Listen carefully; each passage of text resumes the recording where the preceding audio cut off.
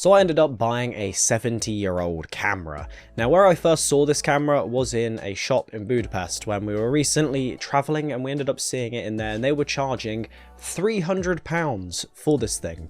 Yes, somehow it was £300. By the time I got back to the UK, I had a look online. I was really tempted to buy it in Budapest because if I did, it would be a little bit of a story behind buying the camera. However, I thought I'm better off spending the £70 that I did on this camera on eBay than buying it from a shop within Budapest for literally 3.5 times the money. Just before we continue, if you are in need of a slimline wallet or you think it'd be a good present for someone, maybe for the end of this year, then make sure to check out minimaldesigns.com down below in the description to pick up a slimline leather wallet. I'm really happy with how they ended up turning out in terms of the quality of the leather, but also we've been able to finally get the shipping cost down. So it's no longer £16 for worldwide delivery, it is now £5 for worldwide delivery. So if you are interested in picking one of those up, they're now actually affordable to ship out, so hopefully you are interested. You can always check it out down below. This camera here is the Canon QL-19. Now, for myself, I ended up getting more interested into this idea of film photography for two reasons.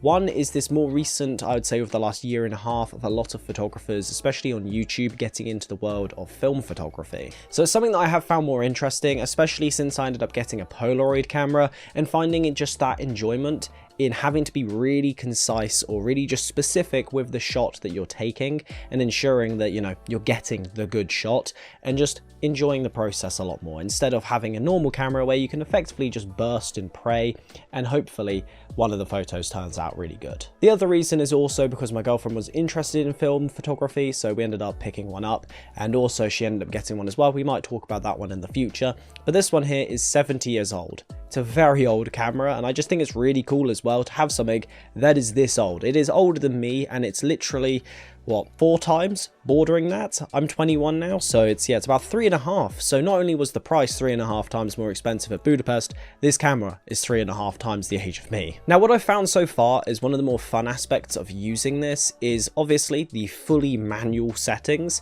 and also having to be, again, really specific with your shot choice. We used it recently when on our trip to Rome, and I was using this as more of my actual dedicated camera than my normal camera, just because it's lighter to carry around. But also when we were walking around in Rome, I just found it really nice to walk around in different areas, and maybe at most I had a maximum of 2 shots per location or per area that we were going to, or per just general thing. Like for example, when we were taking pictures of things like certain alleyways there, or certain things when we were there, certain tourist attractions, you were only really allowed to get maybe 2 to maybe 3 at maximum of the same shot, hoping that one of those is actually going to be proper. And this is where I guess the actual knowledge of how cameras work really come into play. I wouldn't recommend going for a film camera if you're brand new to the world of photography. One is because it is sneakily expensive. Yes, it may have only cost me £70 for this camera. However, so far, I'd say in like film roll overall, it would probably cost so far, I think this camera anyway, I've gone for about 3, so about half the price of this camera so far in just photos. So it does become very expensive very quickly. So I wouldn't recommend it for starters. However, if you already know all the basics when it comes to ISO, your aperture, and your shutter speed, then you'll be perfectly fine with this, as it's basically just understanding, okay, roughly this lighting today, how is it going to appear on the actual camera? And if you are someone who's just a bit unsure of it, you can always carry around your normal camera as well as a film camera and just mess around with the settings on your camera and mimic them onto the film one. Because also you get some really cool effects. For example, here's a picture of my PC after I did a little setup and just cleaned it up, and I was going to be starting to play Starfield for the first time, and I thought it just looked really cool. I really like the little effect that it gives for it being a film camera and being as old as it is. It just makes everything look that little bit more, just more of a vintage vibe, I guess. So far we've been using the Kodak Gold on a 36/200, and what that means is that the 200 is the ISO, so you don't have to worry about that particularly when you're shooting. It's not an extra setting that you have to play around with. However, when you are using something like this where it is fully manual, you are going to have to worry about your aperture in particular and making sure that is correct. And on top of that, you've also got your shutter speed. The one that I do find the most fun doing is the focusing ring, as with this it is literally just such a small little thing to have to move around.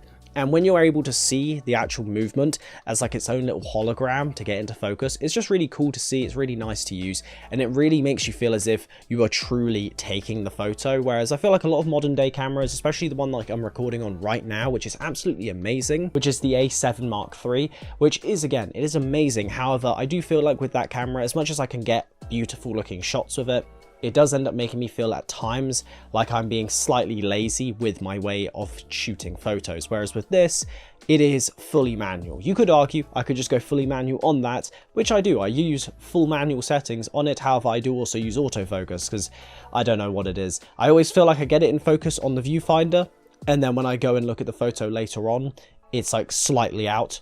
And yeah, it's not a fun time. But overall, I would highly recommend picking up something like this. Like I said, it was £70, especially if you're already into photography. If you already know what you're doing in terms of the basics of the exposure triangle, then you're pretty much all good to go with a film camera.